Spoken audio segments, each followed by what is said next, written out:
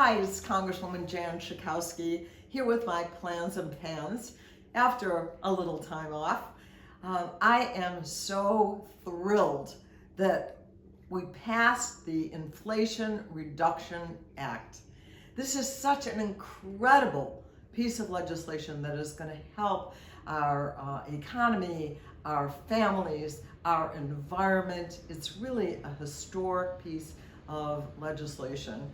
And you may remember it was saying that we couldn't get it done, but we got it done. And yes, it didn't have all the things that we wanted, but this is huge.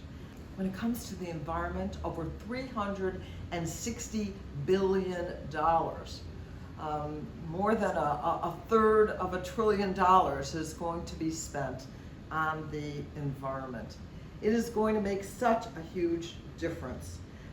We're going to see a 40% reduction, it's projected, by 2030 in carbon emissions.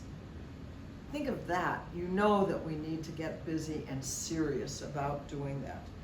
We're going to see that there are many more electric cars, heat pumps, and solar panels that are available. And it's going to be an enormous reduction in the cost of energy for Americans.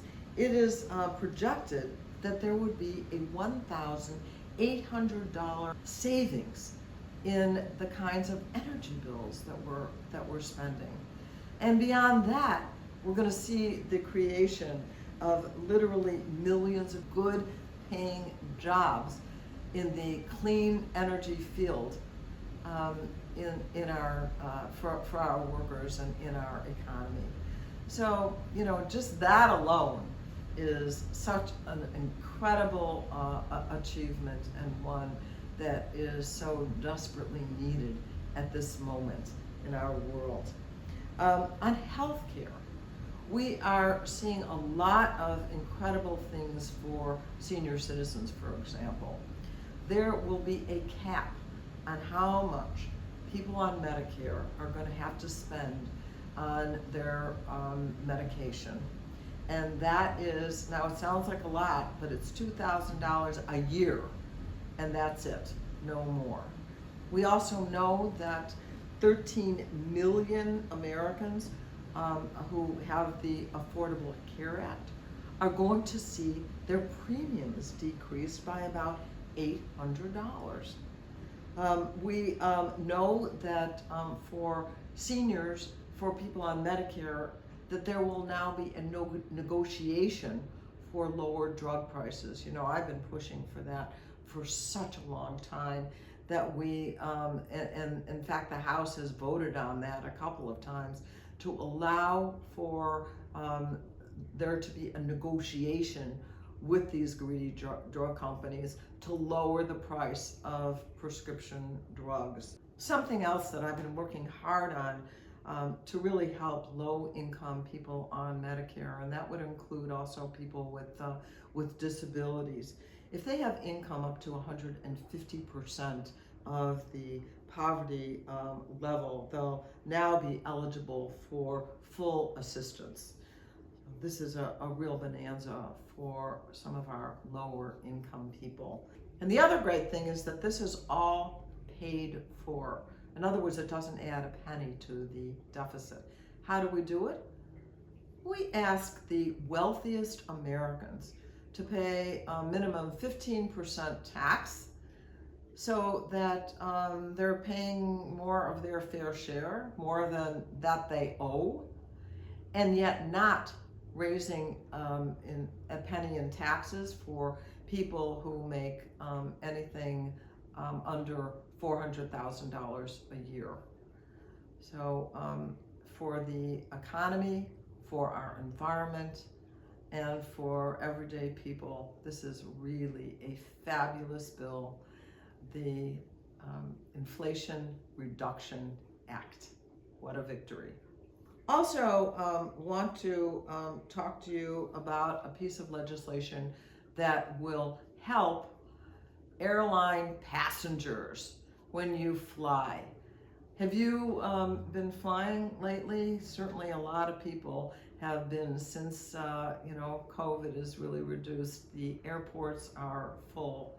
But people have also experienced a lot of really terrible experiences, mainly with cancellations, with delays. And let me just tell you that the airline industry got a major bailout during COVID, a bailout to the tune of $54 billion in taxpayer money to support the airline industry. At the same time, they reduced their workforce. And so you're finding all of these terrible incidents. In fact, what we saw at the airport were 88,161 flight cancellations. And this legislation that I've introduced says that we're going to hold the airlines accountable, and we will empower the Federal Trade Commission and state attorneys general to say that it is no longer legal for an airline to cancel a flight when they know in advance that they are not going to have the staff to be able to fly the plane. And that has happened. So if they have known some days in advance and then decide that they're going to cancel a flight, for example, 4 hours before that plane leaves, that would be illegal, and the Federal Trade Commission could hold them accountable. And the same is really true similarly when it comes to delays. If they know that they're not going to have the staff, and that there's going to be a 4-hour delay for a domestic flight or a 6-hour delay for an international flight, and of course that often means that you can't make the connections that you had planned for, that would be illegal. And so it would be a deceptive practice, and they could be held accountable. So, I think we want to send a signal to the airline industry, since we as taxpayers have bailed them out to a considerable extent, and that they did reduce their workforce, that we expect them to do better, and that we will make sure that the law requires them to do better. So still on transportation, but now regarding highways. Senator Gary Peters from Michigan and I sent a letter to the National Highway Transportation Safety Administration, for short NHTSA. They're the agency in charge of highway safety, talking about dangers that we are facing on the highway that begin with automated driver assistance systems, particularly when it comes to Tesla. Tesla has been responsible for 273 accidents in these cars that are testing these new assistance systems, and 5 known deaths.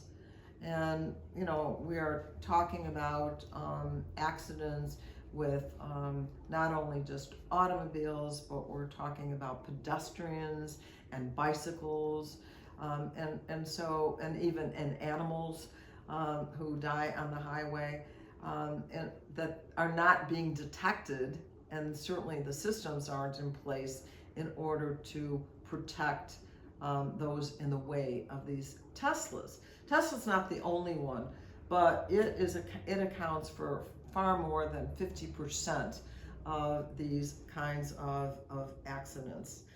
So there's really mounting evidence that there is a problem with Tesla. The NHTSA did put out a report. They're doing 78 different investigations, and Gary Peters and I want a full briefing on all of this and know what is actually going on. What Tesla has promoted is that they call these systems that they have in their automobiles autopilot. And what do you think of when you think of autopilot? That no pilot in an airplane and no one has to pay attention. But that's clearly not true. They also have what they call the full self-driving features. Well, that is very misleading. Something that Tesla should not be doing, and so they have even gone as far as to offer a passenger play system, so that if you're in one of those automobiles, you can actually do online. You can play games. Really. And so we want to have this access to the studies that they've done of this, and we want to make sure that it is understood, underlined, understood, that when you are in one of these vehicles, whoever the manufacturer, that the driver still has to pay full attention as that vehicle is in motion to avoid. We are not at the point where we have autonomous vehicles. We are not at the point where people can get into these cars, which are still in really an experimental basis, and just play a game or stop paying attention. If you are in the driver's seat, you need to be alert. So, we're waiting to hear back. We haven't heard yet from NHTSA, and we're going to follow up on this because we want these systems to work. The potential for that, for people with disabilities at some point to be able to get into autonomous vehicles that will take them from place to place, not having to worry as you take your family on the road. Autonomous vehicles can be fantastic, but even the assisted driving assistance can be great when they work correctly. We already have some of them to prevent lane switching and and frontal crashes, and so we want the technology to develop. And my subcommittee and Senator Peters' subcommittee in the Senate, we deal with the issues of auto safety, and so we want it to go well. Very good news on hearing aids. Those of you who have thought about or need hearing aids know that how expensive they are. And we also know that 75% of people right now who have hearing disorders cannot afford to have hearing aids because they can cost up to $7,000. Some of them may start at $2,000, but what the Food and Drug Administration said that now that hearing aids will be available over the counter. You'll be able to order them online. And that it is expected that they could save up to $2,000 in the cost of hearing aids. This is a tremendous bonanza. As someone who is a dependent on my hearing aids, I know what a difference it makes when I have them in and when I have them out. The difficulty in hearing, in communicating, in participating, in going out into a restaurant or into a crowd or just talking to a friend. And so this is fantastic. The President Biden is celebrating this big advance that is going to help so many people. I'm really excited about it. So I also want to end as usual with COVID. Unfortunately, Jill Biden, our First Lady, now has tested positive, and of course will herself be quarantining, and we're still seeing cases, of course, in Illinois, although in Cook County we've dropped a level severity and occurrence in Cook County. But in Illinois, we have reported 3,800 new COVID cases and another 7 deaths in the state of Illinois. So we're not done, and I hope that you're being careful. I also want you to know that when it comes to monkeypox, we want to make sure that more doses are available here, particularly in the Chicago area, of people who have been waiting in line.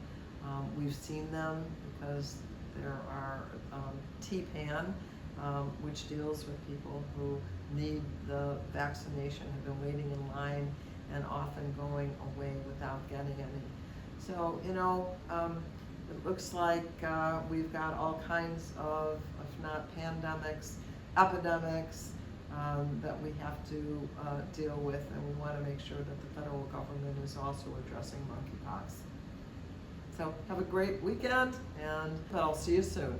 Thank you for watching my video. Make sure you subscribe to my YouTube channel and follow me on Instagram, Twitter, and Facebook, where my handle is @Jan Schakowsky.